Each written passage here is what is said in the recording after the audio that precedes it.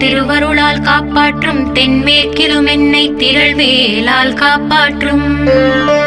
மேற்கு திக்கில் என்னை மால்மருகா ரட்சிப்பாய், வடமேற்கிலும் என்னை மயிலோனே ரட்சிப்பாய்.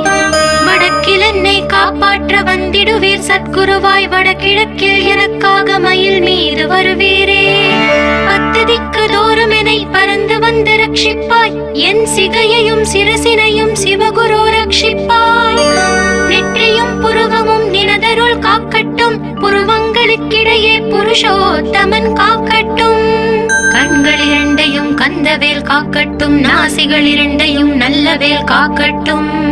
செவிகள் இரண்டையும் சேவர் கொடி காக்கட்டும், கன்னங்கள் இரண்டையும் காங்கேயன் காக்கட்டும்.